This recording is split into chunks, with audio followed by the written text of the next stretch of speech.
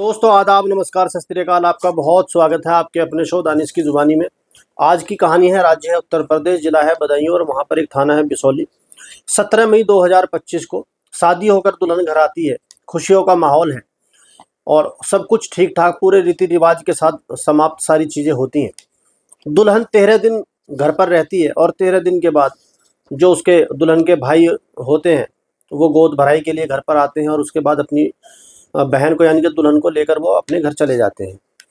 करीब 10 दिन दुल्हन अपने घर पर रहती है, अपने पिता के घर पर, और उसके बाद अपने प्रेमी के साथ वो अपने पिता के घर से चली जाती है। अब ये देखकर वहाँ पर काफ़ी परेशान होते हैं जो उसके पिता और उसके भाई और उसके नाते रिश्तेदार होते हैं। वो जाकर आन फान में ढूंढते हैं और ढूंढने के बाद जब वो नहीं मिलती फिर उसकी FIR कराई जाती है थाना बिसौली में, और ये सूचना उसके ससुराल में दी जाती है जहाँ पर वो अभी नई नई दुल्हन बनकर गई थी कि आपकी जो दुल्हन है हमारी बेटी वो मिल नहीं रही, कहीं पर वो गायब हो गई है, गुमशुदा है, और हमने उसकी FIR लिखवा दी है। अब ससुराल वाले भी उसको ढूंढने पर लग जाते हैं कि वो कहाँ चली गई, किसी ने अपहरण तो नहीं कर लिया है, किसी ने उसको बहला फुसला कर कोई ले तो नहीं गया है। तो ये पूरी जानकारी थाने को दी जाती है और पूरे आनन फानन में पुलिस इसका पता लगाने पर लग जाती है। जो उसके फ़ोटो हैं, जो उसका हुलिया है, सारे थानों को दिया जाता है और FIR लिख ली जाती है। लेकिन इसी बीच में करीब 10 दिन बाद वो दुल्हन अपने प्रेमी के साथ वापस घर पर आ जाती है और आने के बाद बताती है कि मैं अपने प्रेमी के साथ गई थी और मैं जहाँ आप लोगों ने मेरी शादी करी है मैं वहाँ पर नहीं जाऊँगी और मैं इसके अपने प्रेमी के साथ ही अपनी ज़िंदगी पूरी की पूरी बसर करूँगी। अब मामला थाने तक पहुँचता है क्योंकि FIR हो चुकी थी। उसके बाद जो उसका ससुराल है वहाँ पर ये सूचना दी जाती है कि आपकी बहू आ गई है, और ये सुनकर जो उसका दूल्हा है और दूल्हे का जो परिवार है, उसके माता पिता सब थाने पहुँचते हैं और वहाँ पर जाकर उनको इसकी पूरी जानकारी दी जाती है कि हुआ क्या था, कि दुल्हन अपने प्रेमी के साथ कहीं चली गई थी और अब वो वापस आई है और वो शादी को तोड़ना चाहती है। आप क्या चाहते हो, आप क्या कार्रवाई इस पर चाहते हो? पुलिस अधिकारी ये दूल्हे से पूछते हैं। दूल्हा कहता है कि देखो मैं बहुत खुश हूँ, जो हुआ वो अच्छा ही हुआ, कम से कम मेरा हाल राजा रघुवंशी जैसा नहीं हुआ, मेरा मर्डर नहीं हुआ, मेरा कत्ल नहीं हुआ, और ये अच्छा हुआ कि हमें पता चल गया कि इसका कोई प्रेमी है। अब ये चाहे तो अपने प्रेमी के साथ रह सकती है, हमें कोई कार्रवाई नहीं करनी। और ये कहकर कोई कार्रवाई होती भी नहीं है, और ये कहकर दूल्हा और दूल्हे का परिवार खुशी खुशी अपने घर आ जाता है और वो कहता है कि हम बहुत खुशकिस्मत हैं। लेकिन हर किसी की किस्मत इतनी अच्छी नहीं होती। जो राजस्थान है वहाँ की घटना है, जिला अलवर, थाना है खेरली। 8 जून 2025 की ये घटना है। वहाँ पर एक कारोबारी थे जो टेंट के, एक करोड़पति कारोबारी थे। उनका नाम था मान सिंह उर्फ वीरू। उम्र थी उनकी 47 साल। अचानक उनके घर से महिलाओं के रोने की आवाज़ आती है। आस पड़ोसों वाले बड़े हैरान होते हैं और वो जाकर वहाँ पता करते हैं कि क्या हुआ है जो इतनी चीख चीख कर महिलाएं रो रही हैं, और वहाँ जाकर देखते हैं तो मान सिंह का मृत शरीर वहाँ पर पड़ा हुआ है। और क्योंकि मान सिंह की 2 पत्नी थी, और जो 2 पत्नी थी, एक पत्नी से उनको 2 लड़के थे और एक दूसरी पत्नी थी जिसका नाम था अनीता। उसकी ये मान सिंह से दूसरी शादी थी और पहली शादी से उसको एक लड़का था और एक लड़का मान सिंह से उनको हुआ था। तो ये मान सिंह के बच्चे थे और दोनों पत्नी उस सब के ऊपर रो रही हैं और जो भी विलाप है वो कर रही हैं। सबको ये बताया जाता है कि मान सिंह जी का स्वर्गवास हो गया है। जो उनके रिश्तेदार हैं, नाते रिश्तेदार हैं, वो आते हैं। आने के बाद उनको सबको ये हैरानी होती है, जो आदमी बिल्कुल ठीक ठाक था कल तक, सबसे वो बात कर रहा था, हंसी खुशी था, उसको कोई बीमारी नहीं थी, किसी तरह का कोई परेशानी नहीं थी, कोई पैसे की कोई ऐसी दिक्कत नहीं थी, एकदम अचानक से उसकी मौत कैसे होगी?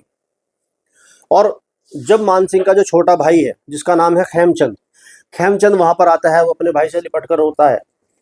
और उसके बाद जब वो लिपट कर मान सिंह से, अपने बड़े भाई से रो रहा था, तो वो देखता है कि उनका एक दांत टूटा हुआ है, और ये देखकर उसके दिमाग में कहीं ना कहीं एक शक जन्म लेता है और वो सीधा थाने जाता है और वहाँ पर जाकर बताता है कि देखो हमें किसी पर कोई वैसे शक तो है नहीं, लेकिन क्योंकि उनका दांत टूटा हुआ है और कल तक वो बिल्कुल ठीक थे, एकदम बिल्कुल सही थे, स्वस्थ थे, कोई उनको बीमारी नहीं थी, कोई उनको हल्का बुखार या खांसी जुकाम तक उनको नहीं था। लेकिन अचानक उनकी मृत्यु हो गई और मुझे जो शक है उनके दांत के टूटने से है। एक बार आप हमारी एफआईआर लिख लीजिए और इसकी जांच करिए। अगर कुछ नहीं है तो कोई बात नहीं, और अगर कुछ है तो जो भी अपराधी है उसको सज़ा मिलनी चाहिए। अब पुलिस को ये बात सही लगती है, अब क्योंकि मृत्यु हुई है, लाश को पोस्टमार्टम के लिए भेजा जाता है और पुलिस इसकी जांच में लग जाती है।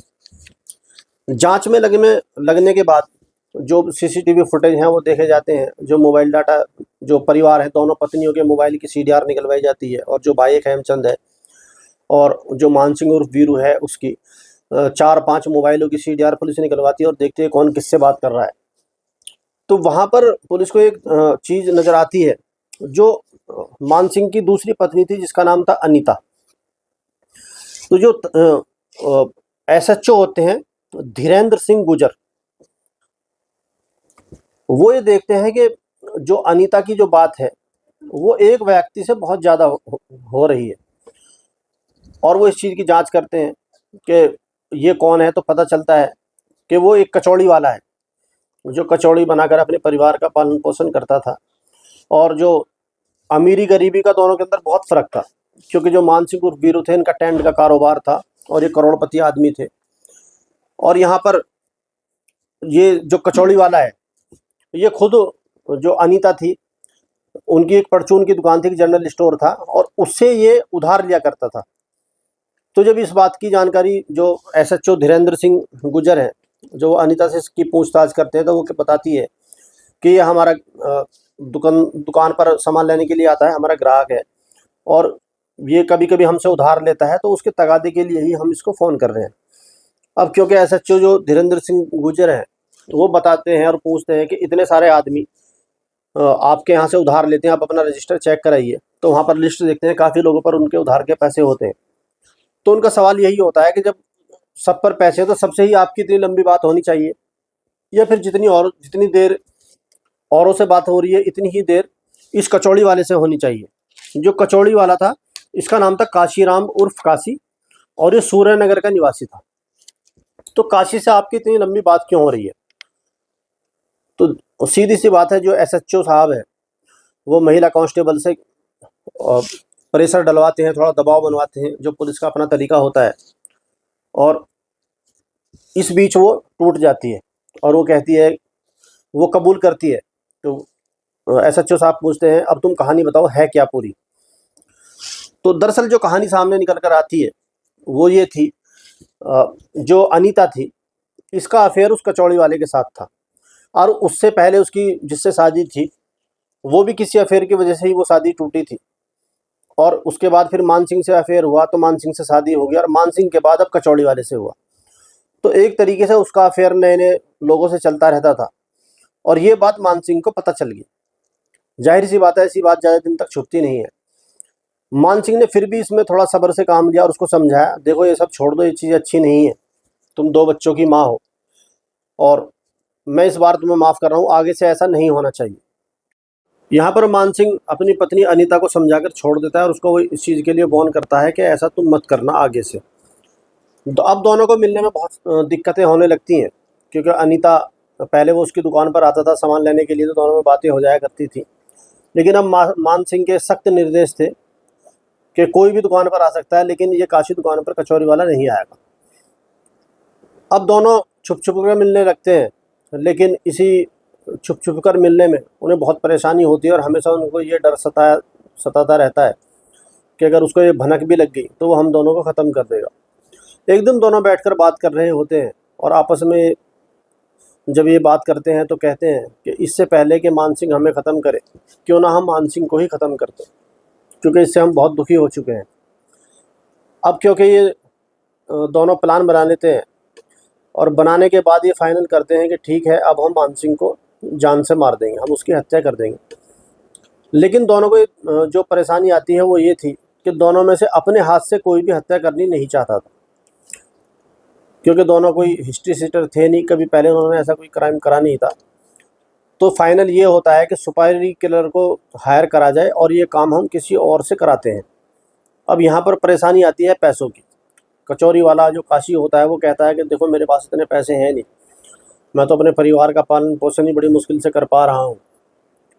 तो यहाँ पर अनीता आगे बढ़ती है और वो कहती है कि तुम पैसे की बिल्कुल कोई टेंशन मत लो, पैसा मेरे पास है और तुम सुपारी किलर को ढूंढो। 4 सुपारी किलर को काशी हायर करता है, 2 लाख रुपए में ये डील होती है और ये तय करा जाता है कि इनके साथ तुम भी हमारा साथ दोगे। अब अनीता, क्योंकि जो मान सिंह उर्फ वीरू था उसकी 2 पत्नियां थी, तो उसका कुछ पता नहीं होता था कि कब वो कौन सी पत्नी के पास जाएगा, कौन से बच्चों के पास जाएगा, क्योंकि दोनों से ही उसको बच्चे थे। तो वो किसी दिन एक पत्नी के पास जाता था और किसी दिन दूसरी के पास। तो अनीता उनको अलर्ट मोड पर रखती है और उनसे कहती है कि मैं किसी भी दिन तुमको फ़ोन कर सकती हूँ और तुम्हें उसी दिन आना है जिस दिन मान सिंह मेरे पास यहाँ पर आएगा। तो 7-8 जून की जो दरमियानी रात है उसमें मान सिंह अनीता के पास जाता है और अनीता चुपके से काशी को फ़ोन करती है और काशी उन 4 जो सुपारी किलर थे उनको फ़ोन करता है।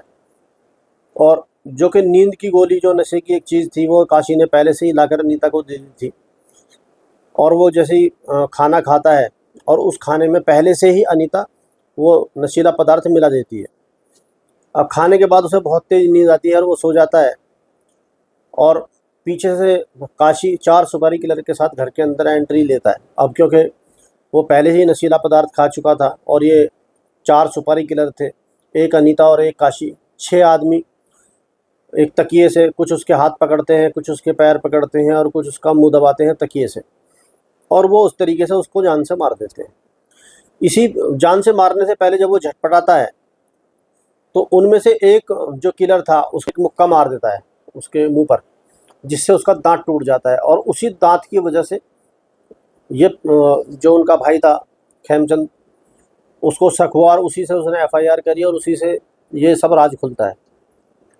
तो यहाँ पर पुलिस उन दोनों को अरेस्ट करती है, जो 4 सुपारी किलर थे उनको गिरफ्तार किया जाता है और इस तरीके से ये केस खुलता है कि किस तरीके से एक करोड़पति आदमी को छोड़कर एक महिला जो 2 बच्चों की माँ है, एक कचौरी वाले के अफेयर में आके अपने अच्छे खासे पति की हत्या कर देती है। और हत्या करने के बाद फिर वो सुबह को चिल्लाती है और रोती है और लोगों को ये दिखाती है कि उसको कितनी तकलीफ़ है अपने पति के मरने की। तो ये थी आज की कहानी। इस कहानी में आपकी क्या राय है, क्या कमेंट है, क्या अनीता को क्या करना चाहिए था और मानसी को क्या करना चाहिए था? जो भी इसमें आपका कमेंट हो ज़रूर बताएं और चैनल को लाइक करें, सब्सक्राइब करें। और अब आपसे मुलाकात होगी कल शाम 7 बजे किसी दूसरी सत्य घटना के साथ। तब तक अपना और अपनों का बहुत ख्याल रखें। बहुत बहुत धन्यवाद।